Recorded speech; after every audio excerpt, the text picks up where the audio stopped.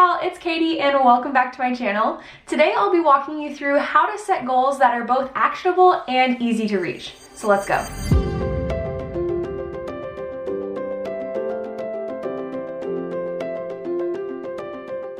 So right before I started filming, my ring light gave out, and if my lighting is a little weird today, I just had to grab all the lamps in my house, and it's a little janky right now, but it's what we got, so we're gonna roll. So as I'm filming this, it's near the end of the year and January is right around the corner, which means it's goal season. But whether you're watching this near the New Year's or just somewhere in the middle of the year, this is still a great way that you can start building your goals in a little bit more strategic manner to where you can actually make them achievable. Because let's face it, everybody has set goals before that just don't happen, so don't let that be you this year. And to make this even easier, I'll be walking you through a free download I have down in the description, so you can download that for yourself and follow along with this video. So in this video, we'll look at two aspects of goal making: how to make goals, and then the blueprint of our goals. So first off, let's look at how we should make goals. So my favorite method here is to use SMART goals. SMART is an acronym that stands for specific, measurable, achievable, relevant, and time-bound. So for instance, instead of having a vague goal that says I want to gain muscle, you could break that down and make it even better. You can make your goal specific by identifying exactly what you want to achieve with your goal. So for that example, let's say 5 pounds of muscle mass gain. Next, you want your goal to be measurable. So if you can't actually measure when you've achieved it, how do you know if you've achieved the goal? So in this case, we're going to say that an in-body scan or a bioelectrical impedance scan is going to help us find out when we've achieved that 5 pounds of muscle mass gained. And next up is achievable. We have to make sure that that goal is not too far-fetched and it's actually within the realm of possibility. In this case, 5 pounds of muscle mass is pretty practical, so that's going to be a really achievable goal.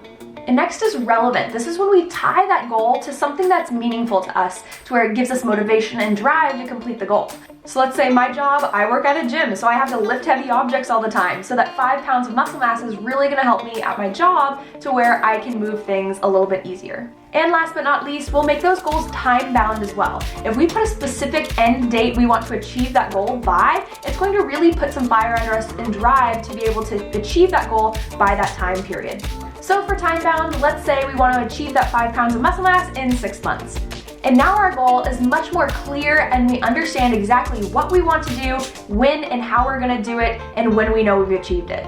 So when we go through our goal blueprint in just a minute, try to make each of your goals that you make SMART. So go back through that acronym and check off those boxes as you're making your goals so that they can be very clear and you can know exactly what you want to achieve.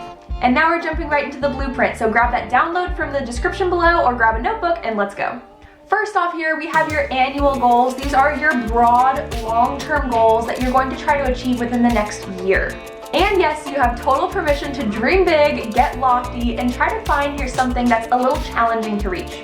So to start, make sure you focus on one long-term goal in this video so that you can really focus and hone in on that one goal you want to reach, and then you can repeat the process with your other long-term goals a little bit later. But feel free to go outside of the fitness sphere. I know I run a fitness channel, but these goals are applicable across the board in any area of your life. And moving on, we'll find our quarterly goals, which are our checkpoint goals. And these are 3-month goals or 12-week goals that we're gonna try to reach across those 12-week increments. With 1 week to spare, because 52 divided by 4 is 13 technically, we're gonna have one extra flex week where you have a little bit of wiggle room to flex, take a week off, and then refocus for the next quarter. So for an example here, let's say our annual goal was to run a half marathon by the end of the year, let's say December. So our quarterly goals might look a little bit like this. You start with a 5K, up it to a 10K, you find 10 miles, and then you're able to do that full half marathon. Then we're gonna zoom in just a little closer, but not that close. Now we're gonna break down those quarterly goals into stepping stones or monthly goals that we're gonna try to reach for. So for our example, let's zoom in on that first quarter that we talked about, getting to run a 5K. So let's say in this quarter we want to move from walking to running. So we gradually build into running until at the end of month 3 you're ready for the 5K. And we're going to take those monthly stepping stones and break it down even further down into weekly action steps. So these are going to be the main movers that really move the needle on our goals, is really focusing on what we want to do weekly so that we can reach those overarching larger goals. For our example of prepping for our 5K, let's go ahead and zoom in on month 3 right before the race, and let's say our goal is to increase frequency of how often we run.